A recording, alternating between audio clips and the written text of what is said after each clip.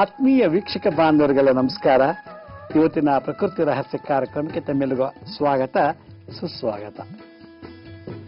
ಇವತ್ತಿನ ಸಂಚಿಕೆಯಲ್ಲಿ ನಾನು ಬಹಳ ವಿಶೇಷವಾದಂತಹ ಒಂದು ಮಂತ್ರ ಮತ್ತು ಒಂದು ತಂತ್ರವನ್ನ ನಿಮ್ಮೊಂದಿಗೆ ಹಂಚಿಕೊಳ್ಬೇಕು ಅಂತ ಇಷ್ಟಪಡ್ತೀನಿ. ಸಮಾಜ ಅಂದ ತಕ್ಷಣ ನಾವು ನಮ್ಮದೇ ಆದಂತಹ ಒಂದು ಆಸೆ ಆಕಾಂಕ್ಷೆಗಳನ್ನ ಈಡೇರಿಸ್ಕೊಳ್ಳೋಕ್ಕೋಸ್ಕರ ಒಂದು ಸ್ಟೇಟಸ್ ಮೇಂಟೈನ್ ಮಾಡ್ತೀವಿ, ಒಂದು ದೊಡ್ಡ ದೊಡ್ಡ ಕಾರ್ಯಕ್ರಮಗಳನ್ನ ಮಾಡ್ತೀವಿ. ಆ ಕಾರ್ಯಕ್ರಮಕ್ಕೆ ಯಾರು ಬರಲಿಲ್ಲ ಅಂದ್ರೆ ಆ ಕಾರ್ಯಕ್ರಮ ಮಾಡಿದ್ರೆ ಏನು ಲಾಭ ಇಲ್ಲ. ಅದಕ್ಕೋಸ್ಕರ ಆ ಕಾರ್ಯಕ್ರಮಕ್ಕೆ ನಾವೇನ್ ಮಾಡ್ತೀವಿ, ಜನಗಳನ್ನ ಆಹ್ವಾನ ಮಾಡ್ತೀವಿ, ಇನ್ವಿಟೇಷನ್ ಕೊಡ್ತೀವಿ. ಅದು ಮದುವೆ ಆಗಿರ್ಬೋದು, ನಾಮಕರಣ ಆಗಿರ್ಬೋದು, ಬರ್ತ್ಡೇ ಆಗಿರ್ಬೋದು, ಅಥವಾ ಉಪನಯನ ಆಗಿರ್ಬೋದು, ಏನೋ ಒಂದು ಶುಭ ಸಮಾರಂಭಗಳಿಗೆ ಜನನ ಕರೆಸಿ ನಾವು ಊಟ ಹಾಕಿಸಿ ನಮ್ಮ ದೊಡ್ಡಸ್ತಿಕೆ ಏನು ಅಂತ ತೋರಿಸ್ಕೊಳ್ಳೋಕೆ ಇಷ್ಟಪಡ್ತೀವಿ. ಆವತ್ತಿನ ದಿವಸ ಮೈ ತುಂಬ ಒಡವೆ ಹಾಕೋತಾರೆ, ಹೆಂಗಸರು ಒಳ್ಳೆ ಕಾಸ್ಟ್ಲಿ ಸೀರೆ ಉಟ್ಕೋತಾರೆ. ಅದೇ ತರ ಜೆಂಟ್ಸ್ ಕೂಡ ಒಳ್ಳೆ ಕಾಸ್ಟ್ಲಿ ಬಟ್ಟೆ ಹಾಕೊಂಡು, ಕೈಗೆಲ್ಲ ಉಂಗುರ ಹಾಕೊಂಡು, ಕತ್ತಿಗೆ ಚೇನು ಹಾಕೊಂಡು, ಭರ್ಜರಿ ಒಳ್ಳೆ ಚೌಟ್ರಿರೋ ಒಂದೊಳ್ಳೆ ಜಾಗದಲ್ಲಿಲ್ಲೋ ಒಂದೊಳ್ಳೆ ದೊಡ್ಡ ಸಮಾರಂಭ ಮಾಡಿ ನಾವೇನು ನಮ್ಮ ಅಂತಸ್ತೇನು ಅನ್ನೋದನ್ನ ಅವ್ರ ಊಟ ತಿಂಡಿ ಅವರು ಆ ಕಾರ್ಯಕ್ರಮದ ಬಗ್ಗೆ ವ್ಯಕ್ತಪಡಿಸ್ತಾರೆ. ಇದು ಸಹಜವಾದದ್ದು ಇವತ್ತಿನ ಸಮಾಜದಲ್ಲಿ. ಒಬ್ಬ ಬಡವನು ಕೂಡ ತನ್ನದೇ ಆದಂತ ಒಂದು ಶೈಲಿಯಲ್ಲಿ ತನಗಿರೋಷ್ಟು ಶಕ್ತಿಯಲ್ಲಿ ಒಂದು ಒಳ್ಳೆ ಸಮಾರಂಭ ಮಾಡಿ, ಒಂದೊಳ್ಳೆ ಫಂಕ್ಷನ್ ಮಾಡಿ ಜನರಿಗೆ ಇನ್ವೈಟ್ ಮಾಡಬೇಕು ಅಂತ ಮನಸ್ಸಿದ್ದೇ ಇರುತ್ತೆ. ಇದು ಒಂದು ವರ್ಗದ ಜನಾಂಗದವರು ನಮ್ಮ ಸಮಾಜದಲ್ಲಿದ್ದಾರೆ. ಇನ್ನೊಂದು, ಅವ್ರ ಆಡಂಬರನೇ ತೋರಿಸ್ಕೊಳ್ಳಲ್ಲ. ಸೀಕ್ರೆಟ್ ಆಗಿ ಮನೆ ಕರೀತಾರೆ, ಕರೆದ್ಬಿಟ್ಟು ಊಟದಲ್ಲೋ ತಿಂಡಿಲ್ಲೋ ಯಾವ್ದಲ್ಲೋ ಒಂದ್ ಕಡೆ ಮದ್ದಾಗಿ ಕೊಟ್ಬಿಡ್ತಾರೆ. ಯಾಕಂದ್ರೆ ಲಕ್ಷ್ಮೀ ಶ್ರೀನಿವಾಸ ಜೋರಾಗಿದ್ದಾನೆ, ಹಂಗಿದ್ದಾನೆ, ಹೀಗಿದ್ದಾನೆ, ಅವ್ನು ಬೆಳಿಬಾರ್ದು, ಹಂಗ್ ಮಾಡಬಾರ್ದು ಅಂತೇಳಿ ಅದಕ್ಕೆ ಒಂದೇನೋ ಕುಡಿಯೋದಲ್ಲೋ ತಿನ್ನೋದಲ್ಲೋ ಏನೋ ಹಾಕಿ ಮದ್ದಾಗಿ ಕೊಟ್ಬಿಡೋದು. ಅವನ ಹಂಗೆ ಸತ್ತೋಗ್ಬೇಕು, ಅವನ ಹಂಗೆ ಸಾಯ್ಬೇಕು ಅಂತೇಳಿ ಈ ತರ ಜನ. ಇನ್ನೊಂದು ಜನ ತಮ್ಮ ಆಡಂಬರ ತೋರಿಸ್ಕೊಳ್ತಾರೆ, ಇನ್ನೊಬ್ರು ಆಡಂಬರ ತೋರಿಸ್ಕೊಳ್ಳಲ್ಲ. ತಮ್ಮ ಅಸೂಯೆಯನ್ನ ಈ ಮದ್ದು ವಿಷ ಚೂರ್ಣ ಪ್ರಯೋಗಾದಿಗಳ ಮೂಲಕ ತೀರಿಸ್ಕೊಳ್ಳೋಕ್ಕೂ ರೆಡಿ ಇದ್ದಾರೆ. ನಮ್ಮಲ್ಲಿ ಯಾರೋ ಒಬ್ರು ಬಂದಿದ್ರು ಕಳೆದ ಒಂದು 3 ತಿಂಗಳಿಂದ. ಬಂದ್ಬಿಟ್ಟು ನನಗೆ ಏನು ಪ್ರಾಬ್ಲಮ್ ಇಲ್ಲ, ಆದ್ರೆ ತಿನ್ನೋ ಊಟ ಸರಿಯಾಗಿ ಊಟ ಸೇರ್ತಾ ಇಲ್ಲ. ಊಟ ಮಾಡಿದ್ರೆ ಅಕಸ್ಮಾತ್ ಬಲವಂತ ಮಾಡಿ ತಿಂದ್ರೆ, ಅಕಸ್ಮಾತ್ ಬಲವಂತ ಮನೇಲಿ ತಿನ್ಸ್ಬಿಟ್ರೆ ನನಗೆ ವಾಂತಿ ಆಗ್ಬಿಡುತ್ತೆ, ತಿನ್ನಿದ್ದೆಲ್ಲ ವಾಂತಿ ಮಾಡಿಬಿಡ್ತೀನಿ ಅಂತ ಅಂದ್ರು. ಕರಳು ನೋಡಿದ್ರೆ ಎಲ್ಲ ಚೆನ್ನಾಗಿದೆ, ಹೊಟ್ಟೆಲಿ ಎಲ್ಲ ಚೆನ್ನಾಗಿದೆ, ಬೇರೆ ಏನು ಪ್ರಾಬ್ಲಮ್ ಇಲ್ಲ, ಆದ್ರೂ ಊಟ ಸೇರ್ತಿಲ್ಲ, ಊಟ ಮಾಡಿದ್ರೆ ವಾಂತಿ ಆಗ್ಬಿಡುತ್ತೆ. ಎರಡನೇದು, ಅವ್ರೇನೋ ಒಂದು ಕೆಲಸ ಮಾಡ್ತಾ ಇದ್ರು ಪಾಪ. ಈ ಕಾಯಿಲೆ ಜೊತೆಗೆ ಒಂದು ಕೆಲಸದಲ್ಲಿ ಅವರಿಗೆ ಹೆಚ್ಚಿಗೆ ಮಾತಾಡೋಂಥ ಕೆಲಸ ಅಲ್ಲ, ಸುಮ್ಮನೆ ಆಫೀಸ್ಗೆ ಹೋಗೋದು, ಕುತ್ಕೊಂಡು ಫೈಲ್ ನೋಡೋದು, ಕಂಪ್ಯೂಟರ್ ಆಪರೇಟ್ ಮಾಡೋದು ಎಲ್ಲ ಮಾಡಿ ಕೆಲಸ ಮಾಡುವಂತ ಒಂದು ದಿನಚರಿ ಅವ್ರದ್ದು. ಆ ಉದ್ಯೋಗದಲ್ಲಿ ಅವರಿಗೆ ಒಬ್ಬರ ಹತ್ರ ಮಾತಾಡ್ಬೇಕು ಅಂತಾನೆ ಮಾತಾಡ್ಬೇಕು ಅಂತಾರೆ, ವಾಯ್ಸ್ ಬರ್ತಾ ಇಲ್ಲ. ENT ಡಾಕ್ಟರ್ ಹತ್ರ ಹೋದ್ರು, ಗಂಟ್ಲು ನೋಡಿದ್ರು, ಗಂಟಲ್ಲಿ ಏನು ದೋಷ ಇಲ್ಲ. ಇಸೋಫಗಸ್ ಒಳ್ಳೆ ಚೆನ್ನಾಗಿದೆ. ಅನ್ನನಾಳ, ಇಸೋಫಗಸ್ ಅಂದ್ರೆ ಅನ್ನನಾಳ, ಅನ್ನನಾಳದಲ್ಲಿ ಏನು ದೋಷ ಇಲ್ಲ. ತಿಂದಿದ್ದು ಕುಡಿದು ಕ್ಲೀನಾಗಿ ಜಠರಾಗ ಹೋಗುತ್ತೆ, ಹೊಟ್ಟೆಗೆ ಹೋಗುತ್ತೆ, ಡೈಜೆಷನ್ ಆಗುತ್ತೆ. ಆದ್ರೆ ಆಗ್ತಿಲ್ಲ, ಕುಡಿಯಕ್ ಆಗ್ತಿಲ್ಲ, ತಿನ್ನಕ್ ಆಗ್ತಿಲ್ಲ, ಅಕಸ್ಮಾತ್ ತಿಂದ್ರೆ ವಾಂತಿ ಆಗತ್ತೆ. ಕೋಲನ್, ಅಲ್ಲೇನಾದ್ರು ಪ್ರಾಬ್ಲಮ್ ಇದೆಯಾ? ಕೋಲನ್ ಕ್ಯಾನ್ಸರ್ ಇದೆಯಾ? ಏನೂ ಇಲ್ಲ. ಇದ್ದಕ್ಕಿದ್ದಾಗೆ ಗಂಟ್ಲಲ್ಲಿ ಕಟ್ಕೊಂಡ್ಬಿಡೋದು, ಇದ್ದಕ್ಕಿದ್ದಾಗೆ ಮಾತಾಡೋದು ನಿಂತೋಗೋದು. ಆ ಲ್ಯಾರನೆಕ್ಸ್ ಥ್ರೋಟಲ್ಲಿ ಏನು ಪ್ರಾಬ್ಲಮ್ ಇಲ್ಲ. ಆ ಧ್ವನಿ ಪೆಟ್ಟಿಗೆ ಸೌಂಡ್ ಬಾಕ್ಸ್ ಅಲ್ಲೂ ಏನು ಪ್ರಾಬ್ಲಮ್ ಇಲ್ಲ. ENT ಡಾಕ್ಟರ್ ಹೇಳ್ತಾರೆ, ಮತ್ತೆ ಯಾಕೆ ಮಾತಾಡ್ತಿಲ್ಲ? ಇದೆಲ್ಲ ಪ್ರಶ್ನೆ ಮಾಡಿದಾಗ ನಮಗೂ ಗೊತ್ತಾಗ್ತಿಲ್ಲ ರೀ. ನಾವಂತ ಎಲ್ಲಾ ತರ ಟ್ರೀಟ್ಮೆಂಟ್ ಮಾಡಾಯ್ತು, ಏನೇನು ಸ್ಕ್ಯಾನಿಂಗ್ ಇದೆ ಎಲ್ಲ ಮಾಡಾಯ್ತು, ಏನೋ ಪ್ರಾಬ್ಲಮ್ ಇದೆ. ಏನ್ ಪ್ರಾಬ್ಲಮ್ ನಮ್ಗೆ ಗೊತ್ತಾಗ್ತಿಲ್ಲ. ಬೇರೆ ಹಾಸ್ಪಿಟ್ಲಿಗೆ ಹೋಗಿ, ಅವ್ರದ್ದು ಇದಕ್ಕಿಂತ ದೊಡ್ಡ ಆಸ್ಪತ್ರೆಗೆ ಹೋದ್ರು, ದೊಡ್ಡ ಆಸ್ಪತ್ರೆ ಎಲ್ಲಾ ಚೆಕ್ ಮಾಡಿದ್ರು. ಆ ಹಳೆ ಡಾಕ್ಟರ್ ನೋಡಿದ್ರು, ರಿಪೋರ್ಟ್ ಅಲ್ಲಿ ನೋಡಿದ್ರು, ಅವರು ನಾರ್ಮಲ್ ಅಂತ ಹೇಳಿದ್ದಾರೆ, ಅಲ್ಲಿ ಏನು ದೋಷ ಇಲ್ಲ ಅಂತಾರೆ. ಇವರು ಬಹಳ ಡೀಪ್ ಆಗಿ ನೋಡಿದ್ರು, ಅಲ್ಲಿ ಏನು ದೋಷ ಇಲ್ಲ, ಏನು ನಾರ್ಮಲ್ ಇಲ್ಲ. ಅವ್ರೇನೋ ಮನ್ಸಲ್ಲಿ ಪ್ರಾಬ್ಲಮ್ ಇದೆ, ಅದಕ್ಕೆ ಮಾತಾಡ್ತಿಲ್ಲ. ಏನೋ ಮನ್ಸಲ್ಲಿ ಏನೋ ಬೇಜಾರು ಮಾಡ್ಕೊಂಡಿದ್ದಾರೆ, ಏನೋ ಪ್ರಾಬ್ಲಮ್ ಇದೆ, ಏನೋ ಅವ್ರಿಗೆ ಹೇಳ್ಕೊಳಕ್ ಆಗ್ತಿಲ್ಲ, ಅದಕ್ಕೆ ಅವರು ಮಾತಾಡೋದಿಲ್ಲ, ಬೇಕು ಅಂತ ನಾಟಕ ಆಡ್ತಾರೆ ಅಂತ ಅಂದ್ಬಿಡ್ತಾರೆ. ಇದು ಡಾಕ್ಟರ್ ಹೇಳೋ ಒಂದು ಮಾಹಿತಿ. 1 ತಿಂಗಳಾಯ್ತು, 2 ತಿಂಗಳಾಯ್ತು, 3 ತಿಂಗಳಾಯ್ತು, 6 ತಿಂಗಳಾದ್ರೂ ಮಾತಾಡಕ್ ಆಗ್ತಿಲ್ಲ. ಮಾತಾಡ್ಬೇಕು ಅಂತಾನೆ ಧ್ವನಿ ಬರ್ತಿಲ್ಲ. ಆಮೇಲೆ ಊಟ ಸೇರ್ತಿಲ್ಲ, ಊಟ ಮಾಡಿದ್ರೆ ವಾಂತಿ ಆಗತ್ತೆ. ಮಾತು ಆಗ್ತಿಲ್ಲ, ಊಟ ಸೇರ್ತಿಲ್ಲ, ಮತ್ತೆ ತಿನ್ನಿದ್ದು ಜೀರ್ಣ ಆಗ್ತಿಲ್ಲ. ಇದು ಏನ್ ಕಾಯಿಲೆ ಅಂತ ಡಾಕ್ಟರ್ಗೆ ತೋರಿಸಿದಾಗ ಅವರೆಲ್ಲಾ ಸರ್ಜನ್ ನೋಡ್ದಾಯ್ತು, ಕಾರ್ಡಿಯಾಲಜಿಸ್ಟ್ ಚೆಕ್ ಮಾಡಿದ್ದಾಯ್ತು. ಲಂಗ್ಸ್ ಅಲ್ಲಿ ಏನಿದೆ ನೋಡಿ, ರೆಸ್ಪಿರೇಟರಿ ಸಿಸ್ಟಮ್ ಅಲ್ಲಿ ಏನೂ ಇಲ್ಲ, ಕಾರ್ಡಿಯೋವಾಸ್ಕ್ಯುಲರ್ ಸಿಸ್ಟಮ್ ಚೆನ್ನಾಗಿದೆ, ಸಿಸ್ಟೋಲು ಡಯಾಸ್ಟೋಲ್ ಚೆನ್ನಾಗಿ ನಡೀತಾ ಇದೆ, 120/80 ಇದೆ, ಇದೆಲ್ಲ ಕರೆಕ್ಟ್ ಆಗಿದೆ. ಮತ್ತೇನಾದ್ರು ತೊಂದರೆ ಇದೆಯಾ ಅಂದಾಗ ಎಂಡೋಸ್ಕೋಪ್ ಮಾಡಿ ನೋಡಿದ್ರು, ಯಾವ ಪ್ರಾಬ್ಲಮ್ ಇಲ್ಲ. ಏನು ಮತ್ತೆ ಚೆನ್ನಾಗಿ ತಿಂದಿರ್ತಾನೆ, ಎಸ್ಕ್ರಿಟರಿ ಸಿಸ್ಟಮ್ ಅಲ್ಲಿ ಪ್ರಾಬ್ಲಮ್ ಇರೋದು, ಚೆನ್ನಾಗೂ ತಿನ್ನಕ್ಕಾಗ್ತಿಲ್ಲ, ಅದರಿಂದ ಮಲಮೂತ್ರದಲ್ಲಿ ಏನು ದೋಷ ಇಲ್ಲ, ಏನು ಕಾಯಿಲ್ಲ. ಅಪೆಂಡಿಸೈಟಿಸ್ ಇದೆಯಾ? ಅದು ಇಲ್ಲ, ಅಪೆಂಡಿಕ್ಸ್ ಬಹಳ ಚೆನ್ನಾಗಿದೆ. ಏನು ಊಟ ಮಾಡ್ತಿಲ್ಲ, ಯಾಕೆ ಮಾತಾಡಕ್ಕಾಗ್ತಿಲ್ಲ ಅಂತ ಯೋಚನೆ ಮಾಡಿದಾಗ ಎಲ್ಲ ಮೆಡಿಕಲ್ ಟ್ರೀಟ್ಮೆಂಟ್ ಆಯ್ತು, ನಾಟಿ ವೈದ್ಯ ಆಯ್ತು, ಅಲೋಪತಿ ಆಯ್ತು, ಹೋಮಿಯೋಪತಿ ಆಯ್ತು, ಆಯುರ್ವೇದ ಆಯ್ತು, ಅಲ್ಲಿ ಯಾರೋ ಇನ್ನೊಂದೇನೋ ಔಷಧಿ ಮಾಡಿಕೊಟ್ರು ಮನೆ ಮದ್ದು, ಅದು ಆಯ್ತು. ಯಾವ್ದು ಮಾಡಿದ್ರು ಕೂಡ ಆಗ್ತಾ ಇಲ್ಲ. ಏನಿರ್ಬೋದು ಅಂತೆಲ್ಲ ಯೋಚನೆ ಮಾಡಕ್ ಕೂತಾಗ, ನೀನ್ ನಾಟಕ ಆಡ್ತಿದ್ಯಾ, ನಮ್ಗೆ ಏನೋ ಮಾಡಿದ್ಯಾ, ನೀನು ಮಾತಾಡೋದ್ರ ತೊಂದರೆ ಅಂದ್ಬಿಟ್ಟು ಅವನು ಕೆಟ್ಟ ದೃಷ್ಟಿ ನೋಡಕ್ ಶುರು ಮಾಡ್ತಾರೆ. ಯಾವಾಗ ಅವನಿಗೆ ಕೆಟ್ಟ ದೃಷ್ಟಿ ನೋಡ್ತಾರೋ ಅವನಿಗೆ ಇನ್ನೂ ಡಿಪ್ರೆಷನ್ ಆಗೋಕೆ ಶುರು ಮಾಡ್ಬಿಡ್ತಾನೆ, ಅವನು ಅಥವಾ ಅವಳು ಯಾರೋ. ಹೀಗೆ ಸಮಾಜದಲ್ಲಿ ಬಗೆಹರಿಸ್ತಕ್ಕಂಥ ಕೆಲವು ಕಾಯಿಲೆಗಳಿವೆ. ಆ ಕಾಯಿಲೆಗೆ ರೂಟ್ ಕಾಸ್ ಏನಂತ ಗೊತ್ತಿಲ್ಲ. ಕೆಲವರು ಆ ವಿಷಪ್ರಾಶನ ಮಾಡಿದ್ರೆ ಅದರಿಂದ ಏನಾಗತ್ತೆ ಅಂದ್ರೆ, ನಮ್ಮ ಲಂಗ್ಸ್ ಇಂದ ಆ ಅನ್ನನಾಳ ಅಂದ್ರೆ ಇಸೋಫಗಸ್ ಅಂತಾರೆ, ಮತ್ತೆ ಲ್ಯಾರನೆಕ್ಸ್, ಥ್ರೋಟ್, ಆ ಥ್ರೋಟ್ ಹತ್ರ ಇರುವಂತಹ ಧ್ವನಿ ಬಾಕ್ಸ್, ಧ್ವನಿ ಪೆಟ್ಟಿಗೆ, ಇದ್ರ ಮೇಲೆ ಬಹಳಷ್ಟು ಇಂಪ್ಯಾಕ್ಟ್ ಆಗುತ್ತೆ. ಅದು ಯಾವಾಗ ಇಂಪ್ಯಾಕ್ಟ್ ಆಗುತ್ತೆ ಅಂದ್ರೆ, ಊಟ ಮಾಡಿದಾಗ ಅಥವಾ ಅದು ವಿಷಚೂರ್ಣಾದಿ ಪ್ರಯೋಗ ಆದ 1 ತಿಂಗಳಿಗೆ ಅಥವಾ 48 ದಿನ ಆದ್ಮೇಲೆ ಅಥವಾ 54 ದಿನ ಆದ್ಮೇಲೆ ಅಥವಾ 108 ದಿವಸ ಆದ್ಮೇಲೆ ಈ ನಮ್ಮ ಆಹಾರದಲ್ಲಿ ಬಂದಂತ ವಿಷ ಪದಾರ್ಥ ಮನುಷ್ಯರ ಮೇಲೆ ನಿಧಾನಕ್ಕೆ ಪ್ರಭಾವ ಬೀಳುತ್ತಂತೆ. ಯಾವಾಗ ಆ ವಿಷ ನಮ್ಮ ಗಂಟ್ಲು, ಕಂಠ, ಆ ಥ್ರೋಟ್, ಆ ಕಂಠದಿಂದ ಅನ್ನನಾಳ, ಧ್ವನಿಪೆಟ್ಟಿಗೆ ಇದೆಲ್ಲನೂ ಇಳಿದು ಬಂತು, ಜಠರಾಗ ಸೇರ್ತು, ಅಲ್ಲಿ ಏನಿದೆ ಅಂತ ಹುಡ್ಕಕ್ಕಾಗಲ್ಲ. ಕೆಲವರು ಭಸ್ಮದಲ್ಲಿ ಮಾಡಿ ಹಾಕಿರ್ತಾರೆ, ಕೆಲವರು ಯಾವುದೋ ಒಂದು ಸತ್ತ ಪ್ರಾಣಿಯಿಂದ ಅದು ಒಂದು ಚರ್ಮದ ಭಾಗವನ್ನು ತೆಗೆದು ಅದರಲ್ಲಿ ವಿಷ ಬೆರೆಸಿ ಅದನ್ನು ಹಾಕಿ ತಿನ್ನಿಸಿರ್ತಾರೆ. ಕೆಲವರಿಗೆ ಬೇಕಾದಷ್ಟು ವಿಧಿ ಇದೆ ಅದಕ್ಕೆಲ್ಲ. ಅಥವಾ ಅದು ಶರೀರದೊಳಗೆ ಮಾಡಬೇಕು ಅಂತಿಲ್ಲ, ಬೇರೆ ರೀತಿಯ ಅದು ಸೂಕ್ಷ್ಮ ಶರೀರಕ್ಕೆ ತಟ್ಟುವಂಥದ್ದು ಮಂತ್ರತಂತ್ರಗಳನ್ನು ಮಾಡಿಸ್ಬಿಟ್ಟು ಊಟ ಮಾಡೋಕ್ಕಾಗದೇ ಇರೋ ಥರ ಮತ್ತೆ ಮಾತಾಡೋಕ್ಕಾಗದೇ ಇರೋ ಥರ ಮಾಡಿಬಿಡ್ತಾರೆ. ಇದಕ್ಕೆಲ್ಲ ಸ್ತಂಭನ ಕ್ರಿಯೆ ಅಂತ ಕರೀತಾರೆ. ಯಾವ ಡಾಕ್ಟರ್ಗೆ ಯಾವ ಮೈಕ್ರೋಸ್ಕೋಪ್ ಹುಡುಕರು ಕೂಡ ಇದು ಸಿಂಪ್ಟಮ್ ಏನು ಅಂತ ಗೊತ್ತಾಗೋದಿಲ್ಲ, ಇದು ರೂಟ್ ಕಾಸ್ ಏನು ಅಂತ ಗೊತ್ತಿಲ್ಲ, ಅದರ ಎಫೆಕ್ಟ್ ಮಾತ್ರ ನಡೀತಾ ಇರುತ್ತೆ. ಅದ್ರ ಮೂಲ ಏನು ಅಂತ ಗೊತ್ತಿಲ್ಲ, ಆದ್ರೆ ಅವನು ಅದನ್ನು ಅನುಭವಿಸ್ತಾ ಇರ್ತಾನೆ.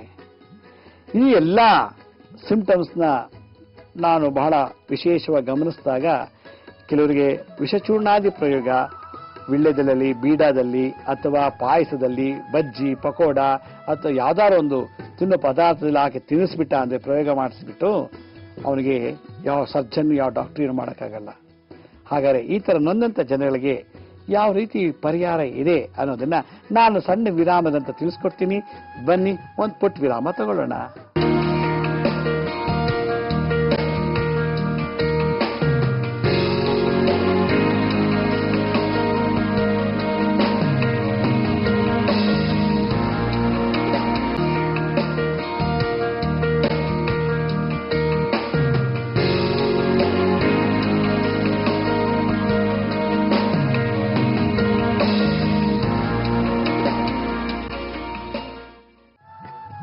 ವಿರಾಮದ ನಂತರ ಮತ್ತೆ ಕಾರ್ಯಕ್ರಮಕ್ಕೆ ಸ್ವಾಗತ.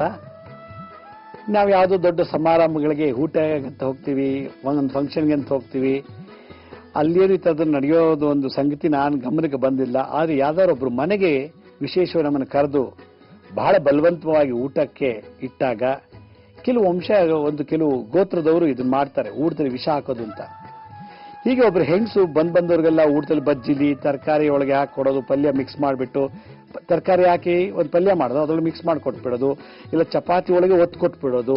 ಹೀಗೆ ಬಹಳಷ್ಟು ಮಾಡಿ ಆ ಒಂದು ಸಂಪ್ರದಾಯನ ಬೆಳೆಸ್ಕೊಂಡ್ ಬಂದವರು. ಅಂಥವ್ರ ಮನೆಯಲ್ಲಿ ಯಾರು ಈ ಊಟದಲ್ಲಿ ವಿಷ ಹಾಕ್ತಾರೋ, ಮದ್ದಾಕ್ತಾರೋ ಅಂಥವ್ರ ಮನೆಯಲ್ಲಿ ಅವ್ರ ಮಕ್ಕಳಿಗೆ ಅದು ಎಫೆಕ್ಟ್ ಆಗುತ್ತೆ. ಇಲ್ಲ ಅವ್ರ ಯಜಮಾನ್ರಿಗಾಗ್ಬೋದು, ಇಲ್ಲ ಗಂಡಸರು ಇದು ಮಾಡಕ್ ಶುರು ಮಾಡಿಬಿಟ್ಟಿದ್ದಾರೆ. ಈಗ ಹೆಂಗಸರು ಮಾಡೋದಕ್ಕೆ ಕಲ್ತ್ಕೊಂಡ್ಬಿಟ್ಟಿದ್ದಾರೆ, ಅಜ್ಜಿ ತಾತನಿಂದ ಕಲ್ತ್ಕೊಂಡು. ಯಾವಾಗ ಅವ್ರನ್ನ ಹೆಂಗಾರು ಮಾಡಿ ಸಾಯಿಸ್ಬೇಕು ಅಂತ ಛಲ ಬಂದಾಗ ಈ ರೀತಿ ಮಾಡಿಬಿಡ್ತಾರೆ. ಮಹಾದೋಷ ಇದು. ಊಟದಲ್ಲಿ ವಿಷ ಯಾರು ಹಾಕ್ತಾರೋ ಅವ್ರಿಗೆ ಕಾಳು ಸರ್ಪ ದೋಷ ಬಂದ್ಬಿಡ್ತಾ ವಂಶಕ್ಕೇನೆ. ಯಾವಾಗ ಒಂದ್ಸಲ ಕಾಲಸರ್ಪ ದೋಷ ಬಂತು 12 ತಲೆಮಾರುವರೆಗೂ ನಡೆದೋಗುತ್ತೆ. ಅದರಿಂದ ದಯವಿಟ್ಟು ಯಾರು ಇದನ್ನ ಮಾಡಬಾರ್ದು. ಈ ಪ್ರಯೋಗನ ಜೀವನದಲ್ಲಿ ಯಾರು ಈ ತರ ಪ್ರಯೋಗ ಮಾಡಿದ್ದೇ ಆದ್ರೆ ನಿಮ್ಮ ಕಣ್ಣು ಮುಂದೆ ನಿಮ್ಮ ಮಕ್ಕಳು ಅನುಭವಿಸ್ಬಿಡ್ತಾರೆ. ಅಲ್ಲ ನಿಮ್ಮ ಗೋತ್ರದಲ್ಲೇ ಕಣ್ಣು ಸರಿ ಇಲ್ಲ, ಕಾಲು ಸರಿ ಇಲ್ಲ, ಕೈ ಸರಿ ಇಲ್ಲ ಅಥವಾ ಅಂಗವಿಕಲಿತ ಮಕ್ಕಳು ಬಿಡ್ತಾರೆ ಆ ಗೋತ್ರದಲ್ಲಿ. ಇದಕ್ಕೆ ಪ್ರಭಾವ ಆ ಒಂದು ವಿಷಚೂರ್ಣ ಪ್ರಯೋಗ. ಎಷ್ಟೋ ಜನ ಕೇಳಿ, ಹಾವಡ್ದಿದ್ದೀರಾ, ಉತ್ತವರ ಹಾಕಿದ್ದೀರಾ, ಇಲ್ಲ ಮಲಗಿರೋ ಹಾವನ್ನ ಎಬ್ಸಿದ್ದೀರಾ, ಹಾವಿನ ಮೊಟ್ಟೆ ನಾಶ ಮಾಡಿದ್ದೀರಾ, ಇಲ್ಲ ಏನ್ ಮಾಡಿದೆ ಅಂತ ನೋಡಿದಾಗ ಎಲ್ಲೂ ಜಾತಿಯಲ್ಲಿ ಏನೂ ಇಲ್ಲ ದೋಷ. ಆದ್ರೆ ಅವರು ವಿಷ ಪ್ರಯೋಗ ಮಾಡಿರೋದ್ರಿಂದ ಅವರಿಗೆ ಜೀವನದಲ್ಲಿ ಬಹಳಷ್ಟು ತೊಂದರೆ ಬಂದ್ಬಿಡುತ್ತೆ. ಒಬ್ಬರ ಜೀವನದಲ್ಲಿ ಒಳ್ಳೇದು ಮಾಡಕ್ ಆಗ್ಲಿಲ್ಲ ಅಂದ್ರೆ ನಾವು ಕೆಟ್ಟದ್ದು ಮಾಡಬಾರ್ದು. ಯಾಕೆ ನಮಗೆ ಜೀವ ಕೊಡೋ ಶಕ್ತಿ ಇಲ್ಲ ಅಂದಮೇಲೆ ಒಬ್ಬರನ್ನ ತೆಗೋ ಶಕ್ತಿ ಕೂಡ ನಮಗಿಲ್ಲ. ಎಲ್ಲ ಭಗವಂತನ ಅಂಶ ನಾವು. ಹೀಗಾಗಿ ಯಾರಿಗೆ ಒಳ್ಳೇದು ಮಾಡಕ್ಕಾಗಲ್ವೋ ಅವ್ರು ಈ ತರ ತಂತ್ರಗಳು ಮಾಡ್ತಾರೆ, ಕೆಟ್ಟ ಕೆಲಸಗಳನ್ನ ಮಾಡ್ತಾರೆ, ಈ ವಿಷಚೂರ್ಣ ಪ್ರಯೋಗ ಮಾಡ್ತಾರೆ. ಔಷಧಿ ವಿಷಚೂರ್ಣಾದಿ ಪ್ರಯೋಗ ದೋಷ ನಿವಾರಣಾರ್ಥ ಅಂತ ನಾವು ಸಂಕಲ್ಪದಲ್ಲಿ ಆವಾಗ ಹೇಳಿ ಸಂಕಲ್ಪ ಮಾಡಿಸ್ತೀವಿ ನಾವು. ಯಾಕೆಂದ್ರೆ ಈ ತರ ಗೊತ್ತು ನಾವೇನೋ ಮಾಡಿಬಿಟ್ಟಿದ್ರೆ ಅವಾಗ ನಮ್ಮ ಗೋತ್ರದಲ್ಲಿ ಯಾರು ಒಬ್ರು ನಮ್ಮ ಗೊತ್ತಿರೋ ಒಬ್ರು ಹೆಂಗಸು ಬಂದು ನನಗೆ ಈ ತರ ಆಗಿದೆ ಅಂತ ಕೇಳಿದಾಗ ಅವರಿಗೆ ಊಟದಲ್ಲಿ ಇದು ವಿಷ ಹಾಕಿದೆ, ಚೂರ್ಣ ಪ್ರಯೋಗ ಆಗಿದೆ, ಮದ್ದು ಹಾಕಿದ್ದಾರೆ ಅಂತಂದಾಗ ಅವ್ರಿಗೆ ಗೊತ್ತೇ ಆಗ್ಲಿಲ್ಲ. ಅದು ಬಾಳೆಕಾಯಿ ಬಜ್ಜಿನಲ್ಲಿ ಮಾಡಿ ಹಾಕ್ಬಿಟ್ಟಿದ್ರು. ಅದನ್ನ ಒಬ್ಬರಿಗೆ ಹಿಟ್ಟಿನಲ್ಲಿ ರಾಗಿ ಮುದ್ದೆ ಮಾಡ್ಬಿಟ್ಟು ಅವ್ರಿಗೆ ಮಿಕ್ಸ್ ಮಾಡಿ ಹಾಕ್ಬಿಟ್ಟಿದ್ರು, ಗೊಳಕ್ಕಂತ ನುಂಗ್ಬಿಡ್ಲಿ ಅಂತೇಳಿ. ಅವರೇ ಮುದ್ದೆ ಮಾಡಿ ಚಿಕ್ಕ ಉಂಡೆ ಮಾಡಿ ಒಂದು ಮುದ್ದೆನ ಪೀಸ್ ಮಾಡಿ ಒಂದು ಪೀಸ್ ಒಳಗೆ ಅದನ್ನ ಹಾಕ್ಬಿಟ್ಟಿದ್ರು. ಸೀದಾ ಹಂಗೆ ಸಾಂಬಾರ್ಗೆ ಹಚ್ಕೊಂಡು ಒಳಕ್ಕಂತ ನುಂಗ್ಬಿಡ್ಲಿ ಹಿಟ್ಟನ್ನ ಅಂತ ಹೇಳಿ. ಅವ್ರ ಒಳಗಡೆ ಏನಿದೆ ಅಂತ ನೋಡಕ್ ಆಗಲ್ಲ ಹಿಟ್ಟು ತಿನ್ನುವಾಗ. ಆಗ ಅದ್ರೊಳಗೆ ಹೋಗ್ಬಿಟ್ಟಿತ್ತು. ಅದನ್ನ ಹೋಗ್ಬಿಟ್ಟು ಬಹಳ ಕಷ್ಟಪಟ್ಟರು ಅವರು. ಅದನ್ನ ಅನುಭವಿಸ್ಬಿಟ್ಟು ಒಂದು 6 ತಿಂಗಳು. ನಾ ಹೇಳಿಲ್ವಾ, ಯಾವಾಗ ಊಟದಲ್ಲಿ ವಿಷ ಹಾಕ್ತಾರೋ 21 ದಿನ ಆದ್ಮೇಲೆ ರಿಯಾಕ್ಷನ್ ಕೊಡುತ್ತೆ ಕೆಲವರಿಗೆ. ಕೆಲವು ತುಂಬಾ ಸ್ಟ್ರಾಂಗ್ ಆಗಿದ್ರೆ 54 ದಿವಸ ಆಗತ್ತೆ, ಇಲ್ಲ 48 ದಿನಕ್ಕೆ ಅದು ಪ್ರಚೋದನೆ ಮಾಡುತ್ತೆ, ಇಲ್ಲ 108 ದಿವಸ ಆದ್ಮೇಲೆ ಶರೀರದಲ್ಲಿ ನಿಧಾನ ಕಾಯಿಲೆ ಸೃಷ್ಟಿ ಆಗಿಬಿಡುತ್ತೆ. ಅದು ಯಾವಾಗ ಅದು ಕ್ಯೂರ್ ಮಾಡಲಿಲ್ಲ ಮಾತು ನಿಂತೋಗುತ್ತೆ. ಹೀಗಾಗಿ ಈ ವಿಷ ಹಾಕಿ ಊಟದಲ್ಲಿ ವಿಷ ಕೊಡೋದು, ತಿಂಡಿ ಪದಾರ್ಥ ವಿಷ ಕೊಡೋದ್ರಿಂದ ಅವರಿಗೆ ಶುಕ್ರದಶೆ ಬರೋದಿಲ್ಲ. ಅಥವಾ ಯಾರಿಗೋ ಒಂದಷ್ಟು ಜನಕ್ಕೆ ವಿಷ ಹಾಕೋದ ಅವ್ರಿಗೆ ಒಂದು ಕೋಟ್ಯಾಂತರ ರೂಪಾಯಿ ಆಸ್ತಿವಂತರಾಗೋದಿಲ್ಲ. ಅಥವಾ ಯಾರಿಗೋ ವಿಷ ಹಾಕಿದ ಕ್ಷಣಕ್ಕೆ ಅವರಿಗೆ ಯಾವುದೇ ಬಗೆಹರಿಸ್ತಿರೋ ಸಮಸ್ಯೆ ಕ್ಲೀನಾಗಿ ಬಗೆಹರಿಯೋದಿಲ್ಲ. ಇದು ಮಹಾ ದೊಡ್ಡ ತಪ್ಪು. ಜನ ಇವತ್ತು ದಿವಸ ಅದು ಮಾಡ್ತಾ ಇದ್ದಾರೆ, ಯಾಕೆ ಗೊತ್ತಿಲ್ಲ. ಆದ್ರೆ ಅದ್ರ ಫಲ ಎಷ್ಟು ಅನುಭವಿಸ್ತಾರೆ ಅಂದ್ರೆ ಬಹಳ ಅನುಭವಿಸ್ತಾರೆ. ಸಾಯೋಷ್ಟರೊಳಗೆ ಅವ್ರ ಕಣ್ಮುಂದೆನೆ ಅವ್ರು ಚೆನ್ನಾಗಿರ್ತಾರೆ, ಅವ್ರ ಮಕ್ಳಿಗೆ ಬಂದ್ಬಿಡುತ್ತೆ ಈ ಶಾಪ, ಈ ಬಾಧೆ. ಅದರಿಂದ ಊಟದಲ್ಲಿ ವಿಷ ಹಾಕೋದು ಮಹಾಶಾಪ. ಕಾಲಸರ್ಪ ದೋಷಕ್ಕಿಂತಲೂ ಮಹಾಕ್ರೂರವಾದುದು ಈ ವಿಷಚೂರ್ಣಾದಿ ಪ್ರಯೋಗ ದೋಷ. ಅದರಿಂದ ಜೀವಿತ ಕಾಲದಲ್ಲಿ ಈ ದೊಡ್ಡ ತಪ್ಪನ್ನು ಮಾಡಬಾರ್ದು. ಈ ತರದ ಯಾರ್ಯಾರು ಅನುಭವಿಸಿದಾರೋ ಅಂತ ಜನ ನನ್ನ ಹತ್ರ ಬಂದಾಗ ನಾನು ಅವ್ರಿಗೆ ಹೇಳಿದ್ದೊಂದೇ, ನೀಲಕಂಠನ ಮಂತ್ರ. ನೀಲಕಂಠ ವಿಷವನ್ನ ಪಾನ ಮಾಡಿ ವಿಷವನ್ನು ಕುಡಿದಾಗ ಆ ವಿಷ ಶರೀರದ ಒಳಗೂ ಹೋಗ್ಲಿಲ್ವಂತೆ, ಶರೀರದ ಮೇಲೂ ಹೋಗ್ಲಿಲ್ವಂತೆ. ಈ ಮಧ್ಯಪ್ರದೇಶದಲ್ಲಿ ಅಂದ್ರೆ ಥೈರಾಯ್ಡ್ ಮತ್ತೆ ಪ್ಯಾರಾಥೈರಾಯ್ಡ್ ಆ ಥ್ರೋಟ್ ಜಾಗದಲ್ಲಿ ಕಂಠ ಅಂದ್ರೆ ಈ ಕತ್ತು, ಆ ಕತ್ತಿನ ಭಾಗದಲ್ಲಿ ನಿಂತ್ಕೊಂಡ್ಬಿಡುತ್ತಂತೆ. ಆಗ ಆ ವಿಷವನ್ನು ಹೆಂಗ್ ತೆಗೆದುಹಾಕೋದು ಅಂತ ಪ್ರಶ್ನೆ ಬಂದಾಗ ಅಮೃತಪಾನ ಮಾಡಿಸ್ಬೇಕು ಅಂತ ಹೇಳಿದ್ರಂತೆ. ಅದರಿಂದ ಆ ಅಮೃತಪಾನ ಹೇಗಿತ್ತು ಅಂದ್ರೆ ಒಂದು ಮಂತ್ರದ ಮುಖಾಂತರ ಹೇಳಿ ಅದನ್ನ ಆ ವಿಷವನ್ನ ಕಮ್ಮಿ ಮಾಡ್ತಾ ಬಂದಂತೆ, ಆ ಡೋಸೇಜ್. ಅದರಿಂದ ಇದು ನಮ್ಮ ಶುಕ್ರಾಚಾರ್ಯರಿಗೆ ಈ ಮಂತ್ರ ಗೊತ್ತಿತ್ತಂತೆ. ಈ ಒಂದು ಯಾರಿಗೆ ಊಟದಲ್ಲಿ ವಿಷ ಹಾಕ್ತಾರೋ, ಯಾರಿಗೆ ವಿಷಪೂರ್ಣಿತವಾದಂತಹ ಬಾಣ ಪ್ರಯೋಗ ಮಾಡ್ತಿದ್ರಾಗ ಸರ್ಪ ಬಾಣಗಳನ್ನು, ಬ್ರಹ್ಮಾಸ್ತ್ರ, ಪಾಶುಪತಾಸ್ತ್ರ, ರುದ್ರಾಸ್ತ್ರ, ಇಂದ್ರಾಸ್ತ್ರ ಅಂಥೇಳಿ ಆಗಿನ ಕಾಲದಲ್ಲಿ ಬಿಟ್ಟು, ಅದು ಬಿಟ್ಟ ತಕ್ಷಣ ಎಕಾಲಜಿ ಎನ್ವೈರನ್ಮೆಂಟ್ ಎಲ್ಲ ಪಾಯ್ಸನ್ ಆಗ್ಬಿಡೋದು. ಆಗ ಅಲ್ಲಿರ್ತಕ್ಕಂಥ ಸೈನಿಕರೆಲ್ಲ ಗಾಳಿ ಕುಡಿದು ಹಂಗೆ ಸತ್ತೋಗ್ಬಿಡೋರಂತೆ, ಹಾಗೆ ಮುಚ್ಚಿ ಹೋಗ್ಬಿಡ್ತಿದ್ದಂತೆ. ಆಗ ರಾಜ ಗೆಲ್ತಿದ್ದಂತೆ. ಇದನ್ನೆಲ್ಲ ಅರ್ಥಂತ ಶುಕ್ರಾಚಾರ್ಯರು ಈ ಮಂತ್ರವನ್ನ ಜಗತ್ತಿಗೆ ಒಂದು ಗಿಫ್ಟ್ ಆಗಿ ಕೊಟ್ಟಿದ್ದಾರೆ ನಮ್ಮ ಇವತ್ತಿನ ಕಲಿಯುಗದ ಜನರಿಗೆ. ಯಾರ ಮನೇಲಿ ವಿಷ ಹಾಕ್ತಾರೋ, ಊಟದಲ್ಲಿ ರಾಗಿ ಮುದ್ದೆನಲ್ಲಿ, ಪಕೋಡಾದಲ್ಲಿ, ಬಜ್ಜಿನಲ್ಲಿ ತಿನ್ನುವ ಆಹಾರ ಪದಾರ್ಥದಲ್ಲಿ ವಿಷ ಮಿಕ್ಸ್ ಮಾಡ್ಕೊಡ್ತಾರೋ ನಮ್ಗೆ ಗೊತ್ತಾಗೋದಿಲ್ಲ. ಆದ್ರೆ ಈ ದಿನನಿತ್ಯ ಮಂತ್ರ ಜಪ ಮಾಡೋದ್ರಿಂದ ನಿಮ್ಮನೆ ಊಟದಲ್ಲೂ ಏನಾದ್ರು ಅಪ್ಪಿತಪ್ಪಿ ವಿಷ ಸೇರಿದ್ರೆ, ಕೊಳೆತ ತರಕಾರಿಯಿಂದ ಅಥವಾ ಯಾವ ಹುಳಗಳು ಚಿಟ್ಟೆಗಳು ಬಿದ್ದಿದ್ರೆ ಅಥವಾ ಅಕ್ಕಿಲಿರೋ ಹುಳಗಳು ಶೋಧಿಸಿ ಹಂಗೆ ಅಕ್ಕಿ ಹಾಕ್ಬಿಟ್ಟು ಅನ್ನ ಮಾಡಿಬಿಟ್ರೆ ಆ ಅನ್ನದಲ್ಲಿ ಹುಳಗಳು ಕೂಡ ಸತ್ತೋಗಿರುತ್ತೆ. ಜಿರ್ಲೆ ಮೂಸಿದ್ರೆ, ಇಲಿ ಹೆಗ್ಣಗಳು ಬಂದು ಟಚ್ ಮಾಡಿದ್ರೆ ಅಥವಾ ಇರುವೆಗಳು ಏನಾದ್ರು ಆಹಾರ ಪದಾರ್ಥದಲ್ಲಿ ಮುತ್ತಿಗೆ ಹಾಕಿದ್ರೆ, ಮುಟ್ಟಿದ್ರೆ, ಸ್ಪರ್ಶ ಮಾಡಿದ್ರೆ ಅದು ಒಂದು ಪಾಯ್ಸನ್ನೇ. ಅವಾಗ ಏನಾಗುತ್ತೆ? ಫುಡ್ ಪಾಯ್ಸನ್ ಆಗುತ್ತೆ. ಆಮೇಲೆ ನಾವು ಎಲ್ಲೋ ಕಡೆ ಫುಟ್ಪಾತಲ್ಲಿ ಗೋಬಿ ಮಂಚೂರಿ, ಪಾನಿಪುರಿ ಅಂತ ಚಿರುಮುರಿ ಗಿರುಮುರಿ ಅಂತ ಹೇಳಿ ಅದೆಲ್ಲ ಅಲ್ಲಿ ಆಟೋ ರಿಕ್ಷಾ ಧೂಳು, ಆ ಪಕ್ಕ ಚರಂಡಿ ಹರಿತಿರೋದು, ಆ ಸ್ಮೆಲ್ಲು, ಹೀಗೆ ಬಸ್ಸೊಂದು ಕಾರದ್ದು ಎಲ್ಲಾ ಧೂಳು ಬಿದ್ದಿರುತ್ತೆ ಆ ಫುಟ್ಪಾತ್ ಮೇಲೆ ಮಾರೋ ಪದಾರ್ಥಗಳು. ಇದನ್ನೆಲ್ಲ ತಿಂದಾಗ ನಮ್ಮಲ್ಲಿ ಟಾಕ್ಸಿನ್ ಜಾಸ್ತಿ ಆಗುತ್ತೆ. ಆ ಟಾಕ್ಸಿಫಿಕೇಶನ್ ಮಾಡ್ಲಿಕ್ಕೋಸ್ಕರವಾಗಿ, ಆ ವಿಷಯವನ್ನ ಪಾಯ್ಸನ್ ತೆಗೆದಾಕೋಸ್ಕರವಾಗಿ ಈ ನೀಲಕಂಠನ ಮಂತ್ರವನ್ನ ಹಿಂದಿನ ಕಾಲ ಜಪ ಮಾಡ್ತಿದ್ದಂತೆ. ಯಾವಾಗ ಮಾತಾಡ್ಲಿಕ್ಕೆ ನಮಗೆ ಧ್ವನಿ ಪೆಟ್ಟಿಗೆಯಲ್ಲಿ ಧ್ವನಿ ಬರೋದಿಲ್ವೋ, ಆ ಸೌಂಡ್ ವೇವ್ಸ್ ಯಾವಾಗ ಸ್ಟ್ರಕ್ ಆಯ್ತು, ಊಟ ಮಾಡಿದ ತಕ್ಷಣ ವಾಂತಿ ಆಗಕ್ಕೆ ಶುರುವಾಯಿತು, ಮತ್ತೆ ಯಾವಾಗ ನಾವು ರಾತ್ರಿ ಹೊತ್ತು ಸೂರ್ಯ ಮುಳುಗದ ಮೇಲೆ ಚಂದ್ರ ಉದಯ ಆದಾಗ, ಸೂರ್ಯ ಇದ್ದಾಗ ಮೈಯೆಲ್ಲ ಉರಿಯಲ್ಲ, ಸೂರ್ಯ ಮುಳುಗದ ಮೇಲೆ ಚಂದ್ರ ಉದಯ ಆದ್ಮೇಲೆ ಊಟದಲ್ಲಿ ವಿಷ ಹಾಕಿದಂತ ಶರೀರದೊಳಗಡೆ ಇದಕ್ಕಿದ್ದಾಗ ಉರಿ ಶುರುವಾಗುತ್ತೆ. ಇದು ಸಿಂಪ್ಟಮ್ಸ್. ಆದ್ರಿಂದ ಯಾರಿಗೆ ಮಲಗಿದ್ದಾಗ ಉರಿ ಶುರುವಾಗುತ್ತೋ, ಸಂಕಟ ಶುರುವಾಗುತ್ತೋ, ಸಿಕ್ಕಾಬಟ್ಟೆ ಉರಿ, ಸಂಕಟ, ಈ ಕಡೆ ಮಲ್ಕೊಂಡ್ರೆ ನಿದ್ದೆ ಬರಲ್ಲ, ಈ ಕಡೆ ನಿದ್ದೆ ಬರಲ್ಲ, ಬೋರ್ಡಾಗಿ ಮಲ್ಕೊಂಡ್ರೆ ನಿದ್ದೆ ಬರಲ್ಲ, ಅಂಗಾತವಾಗಿ ಮಲ್ಕೊಂಡ್ರೆ ನಿದ್ದೆ ಬರೋದಿಲ್ಲ, ಈ ರೀತಿ ಒಂದು ಸಂಕಟ ಇರುವಂತವ್ರಿಗೆ ತಿಳ್ಕೊಳ್ಬೇಕು, ನನಗೆ ವಿಷ ಪ್ರಯೋಗಾದಿ ಚೂರ್ಣ ನಡೆದಿದೆ ಅಂತ. ಆಗ ಡಾಕ್ಟರ್ಗೆ ಗೊತ್ತೇ ಆಗೋದಿಲ್ಲ. ಅದು ಭಸ್ಮದಲ್ಲಿ ಇರಬಹುದು, ಯಾಕೆಂದ್ರೆ ಅದು ತಿಂದ್ಬಿಟ್ಟು ಒಳಗಡೆ ಜೀರ್ಣ ಆಗಿಬಿಡುತ್ತೆ. ಡಾಕ್ಟರ್ ಯಾವ್ದಾದ್ರು ಸ್ಕ್ಯಾನ್ ಮಾಡಿದ್ರೆ ಗೊತ್ತಾಗ ಅದು ಎಲ್ಲಿದೆ ಪಾಯ್ಸನ್ ಅಂತ, ಡೈಲ್ಯೂಟ್ ಆಗಿಬಿಡುತ್ತೆ, ಎಲ್ಲ ಲಿಕ್ವಿಡ್ ಆಗಿಬಿಟ್ಟಿರ್ತದೆ. ಹಾಗಾದರೆ ಇಂಥ ಜನಗಳಿಗೆ ಆಗಿನ ಕಾಲದಲ್ಲಿ ಏನ್ ತಂತ್ರ ಮಾಡಿ ತೆಗಿತಾ ಇದ್ರು ಅನ್ನೋದನ್ನ ನಾನೊಂದು ಸಣ್ಣ ವಿರಾಮ ಅಂತ ತಿಳಿಸ್ಕೊಡ್ತೀನಿ. ಬನ್ನಿ ಒಂದು ಪುಟ್ಟ ವಿರಾಮ ತಗೊಳ್ಳೋಣ.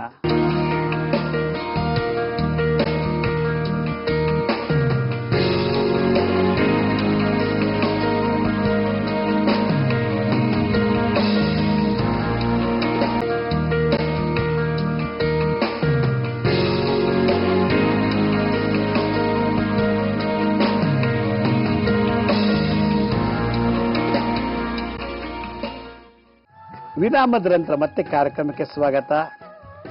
ಯಾರಿಗೆ ವಿಷಚೂರ್ಣಾದಿ ಪ್ರಯೋಗಗಳಾಗಿದ್ರೆ, ಅದೇನೋ ಊಟದಲ್ಲಿ ಸೇರಿದಂತ ವಿಷ ಒಳಗಡೆ ಡೈಲ್ಯೂಟ್ ಆಗಿ ಕರ್ಗೋಗ್ಬಿಟ್ಟಿದ್ರೆ, ಅದು ಉಂಡೆ ಆಗಿದ್ರೆ ಗೊತ್ತಾಗುತ್ತೆ ಸ್ಕ್ಯಾನಲ್ಲಿ ಏನೋ ಒಂದು ಫಾರಿನ್ ಬಾಡಿ ಇದೆ ಅಂತ.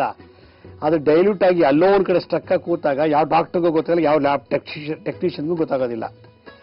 ಅಕಸ್ಮಾತ್ ಆ ಥರ ಇದ್ದಾಗ ಯಾವಾಗ ಊಟ ಸೇರ್ತಿಲ್ಲ, ವಾಂತಿ ಆಗ್ತಿದೆ, ನಿದ್ದೆ ಸರಿಯಾಗಿ ಬರ್ತಿಲ್ಲ, ಮತ್ತೆ ಗಂಟ್ಲಲ್ಲಿ ತೊಂದರೆ ಆಗ್ತಿದೆ, ಮಾತಾಡ್ಲಿಕ್ಕೆ ಆಗಲ್ಲ, ಮದ್ದಾಕಿದ್ದಾರೆ ಅಂದ್ರೆ ತುಂಬಾ ಸಣ್ಣ ಆಗ್ಬಿಡ್ತಾರೆ, ಮಾತಾಡಕ್ಕಾಗಲ್ಲ, ನಿದ್ದೆ ಮಾಡಲ್ಲ, ಊಟ ಸೇರಲ್ಲ, ವಾಂತಿ ಆಗತ್ತೆ, ಇದೇ ಸಿಂಪ್ಟಮ್ಸ್. ಈ ತರ ಸಿಂಪ್ಟಮ್ಸ್ ಯಾರು ನರಳುತ್ತಿದ್ರೆ ಸೀದಾ ಡಾಕ್ಟರ್ ಹತ್ರಕ್ಕೆ ಹೋಗ್ಬೇಡಿ, ಅಥವಾ ಜ್ಯೋತಿಷ ಹತ್ರ ಹೋಗ್ಬೇಡಿ, ಅಥವಾ ವಾಸ್ತು ಕನ್ಸಲ್ಟ್ ಹತ್ರ ಹೋಗ್ಬೇಡಿ, ಏನು ಮಾಡಬೇಡಿ.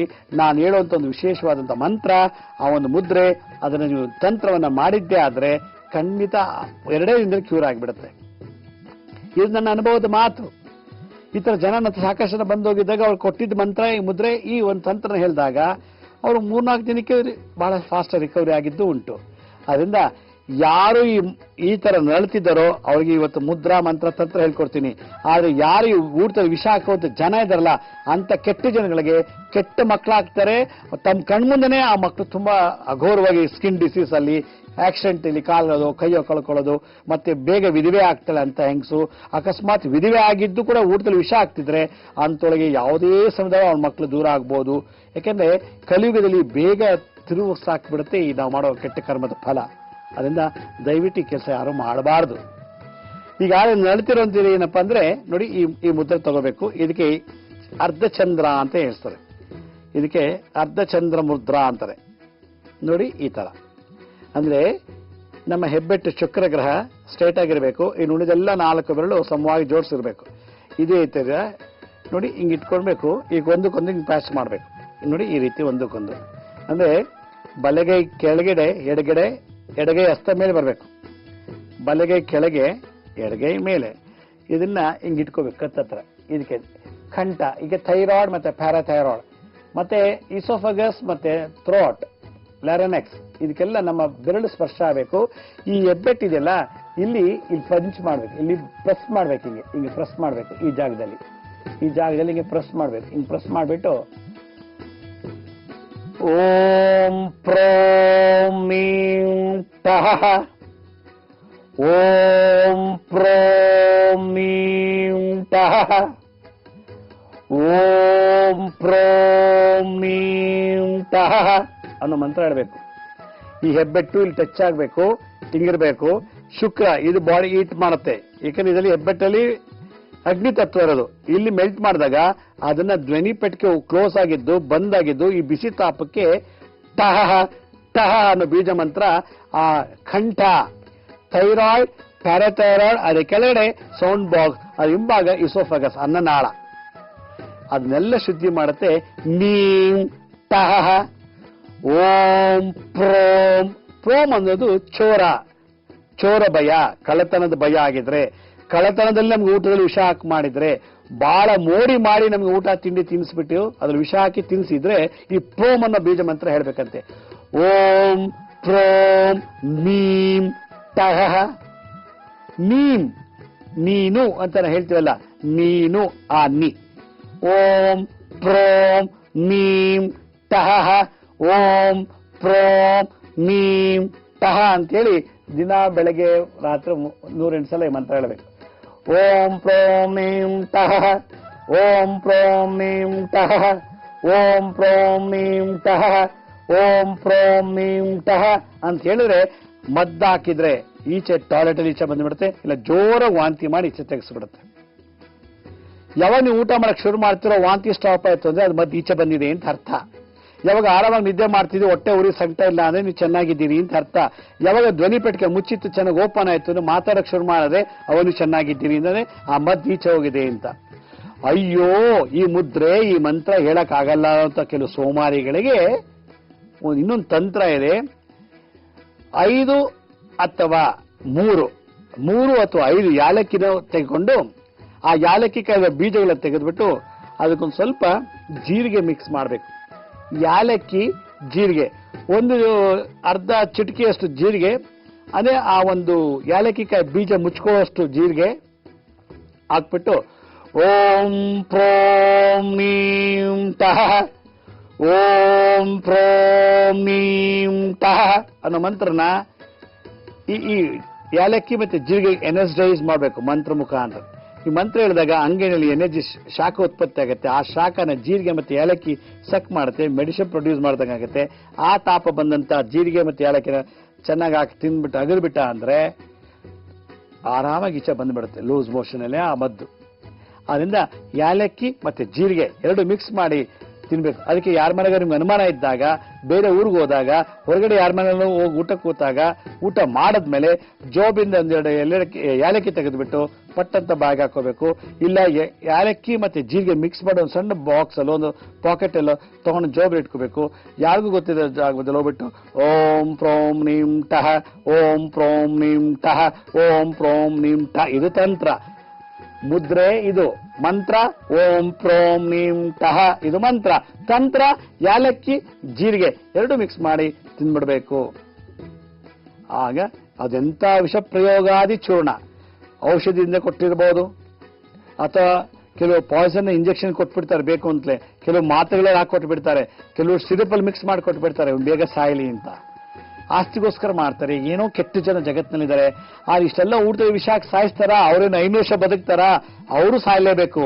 ನಾನು ಒಬ್ಬ ಮನುಷ್ಯನಾಗಿ ಇನ್ನೊಬ್ಬನ ಮನುಷ್ಯ ವಿಷ ಚೂರ್ಣ ಪ್ರಯೋಗ ಮಾಡಿ ಸಾಯಿಸ್ತಿದ್ರೆ ಆ ಮನುಷ್ಯತನಕ್ಕೆ ಅವಮಾನ. ಅದಕ್ಕೆ ಧಿಕ್ಕಾರ ಇರಲಿ. ಈ ತರ ಜನ ಜಗತ್ತಿನಲ್ಲಿ ಬಹಳಷ್ಟು ಜನ ಇದ್ದಾರೆ. ಇದು ಮಾತ್ರ ಮಾಡಬಾರ್ದು. ಆ ತರ ಮಾಡಿದ್ಯಾರೆ ಜಾತಕ ಸರ್ಪದೋಷ ಸೃಷ್ಟಿಯಾಗತ್ತೆ. ಇನ್ನು ಬರೋ ಅವ್ರ ವಂಶ ಗೋತ್ರದಲ್ಲಿ ಎಲ್ಲ ಅಂಗವಿಕಲ ಮಕ್ಕಳು ಹುಡ್ತಾರೆ, ಎಲ್ಲ ಸ್ಕಿನ್ ಡಿಸೀಸು, ಇಲ್ಲ ಅಂಗಹೀನತೆ ಮಕ್ಕಳು, ಕೈ ಇಲ್ಲ, ಕಾಲಿಲ್ಲ, ಕಣ್ಣಿಲ್ಲ, ಕಿರುಡಿಲ್ಲ, ಕಣ್ಣು ಕಾಲಿಲ್ಲದ ಮಕ್ಕಳು ಹುಡ್ತಾ ಇದ್ದಾರೆ ಅಂದ್ರೆ ಅವ್ರು ಯಾವಾಗಲೋ ಜನ್ಮದಲ್ಲಿ ಅವರು ಇದೊಂದು ತಂತ್ರ ವಿಷ ಊಟದಲ್ಲಿ ಹಾಕಿರ್ಬೋದೇನೋ, ಅದಕ್ಕೆ ಈ ತರ ಮಕ್ಕಳು ಹುಟ್ಟಿರ್ತಾರೆ ಅವ್ರಿಗೆ. ಅದರಿಂದ ಜಗತ್ತಿನಲ್ಲಿ ನಮ್ಗೆ ಒಳ್ಳೇದು ಮಾಡೋಕ್ಕಾಗಲಿಲ್ಲ ಅಂದ್ರೆ ಕೆಟ್ಟದ್ದು ಮಾಡಬಾರ್ದು. ನಾನು ಸುಖವಾಗಿಲ್ಲ ಅಂದ್ರೆ ಇನ್ನೊಬ್ರು ಸುಖನ ಹಾಳು ಮಾಡಬಾರ್ದು. ನನಗೂ ಸಾವು ಬರುತ್ತೆ, ನಾನು ಊಟ ಹಾಕಿ ವಿಷ ಕೊಡ್ತಿರೋ ವ್ಯಕ್ತಿಗೂ ಸಾವು ಬರುತ್ತೆ ಅಂತ ಗೊತ್ತಾದ್ರೆ ಅವನು ನಿಜವಾಗ್ಲೂ ಜ್ಞಾನಿವಂತನಾಗ್ಬಿಡ್ತಾನೆ. ಆದರೆ ಆ ಒಂದು ಕಿಚ್ಚು, ಆ ಒಂದು ಹೊಟ್ಟೆ ಕಿಚ್ಚು ಒಬ್ಬ ಮನುಷ್ಯನ ಹಾಳು ಮಾಡ್ತಾ ಇದೆ. ಅದರಿಂದ ಈ ದೋಷ, ಈ ಪ್ರಯೋಗ ಯಾವತ್ತೂ ಮಾಡಬಾರದು. ಅದರಿಂದ ಓಂ ಪ್ರೋಂ ನೀಂ ಟಹ, ಓಂ ಪ್ರೋಂ ನೀಂ ಟಹ, ಓಂ ಪ್ರೋಂ ನೀಂ ಟಹ ಅನ್ನೋ ಮಂತ್ರನ ಯಾಲಕ್ಕಿನೂ ಜೀರಿಗೆ ಸಿಕ್ಕಿಲ್ಲ ಅಂದ್ರೆ ಬರೀ ಅದು ಮಂತ್ರ ಹೇಳಿದ್ರೆ ಸಾಕು. ಆ ಎನರ್ಜಿಯಿಂದ, ಆ ಸೌಂಡ್ ವೇವ್ಸ್ ಇಂದ ಅದೆಂತ ವಿಷಯ ಇದ್ರೂ ಈಚೆ ತೆಗೆದಾಕ್ಬಿಡುತ್ತಂತೆ. ಹಾವು ಕಚ್ಚಿದ್ರು ಕೂಡ ಈ ವಿಷಯ ತೆಗಿಬಹುದು ಅಂತೆ. ಅಷ್ಟು ಚೆನ್ನಾಗಿ ಶುಕ್ರಾಚಾರ್ಯ ಹೇಳಿದ್ದಾರೆ. ಅದರಿಂದ ಯಾರು ಈ ಮಂತ್ರ ಜಪ ಮಾಡ್ತಾರೋ, ಈ ತರ ಕೋಟ್ಯಾಂತರ ಜನಕ್ಕೆ ಅನುಭವದಲ್ಲಿ ಆಗಿದೆ, ಅನುಭವಿಸ್ತಾ ಇದ್ದಾರೆ, ಅಂಥವ್ರಿಗೆ ಇದೊಂದು ಸುಖವಾದಂತ ಒಂದು ಪ್ರಯೋಗ, ಮಂತ್ರ ಮತ್ತು ತಂತ್ರವನ್ನು ಅಳವಡಿಸಿಕೊಂಡಿದ್ದಾರೆ ಜೀವನದಲ್ಲಿ ಈ ವಿಷಚೂರ್ಣಾದಿ ಪ್ರಯೋಗದಿಂದ ಮುಕ್ತರಾಗಬಹುದು ಅಂತ ಹೇಳ್ತಾ ಇವತ್ತಿನ ಕಾರ್ಯಕ್ರಮ ಮುಗಿಸ್ತಾ ಇದ್ದೀನಿ. ಇದೇ ರೀತಿ ನಾಳೆ ಸಂಚಿಕೆಯಲ್ಲಿ ಮತ್ತಷ್ಟು ಮಾಹಿತಿ ತಮ್ಮನ್ನು ಭೇಟಿ ಮಾಡ್ತೀನಿ. ಅಲ್ಲಿವರೆಗೂ ನನ್ನ ನಮಸ್ಕಾರ. ಸಾಯಿರಾಮ್.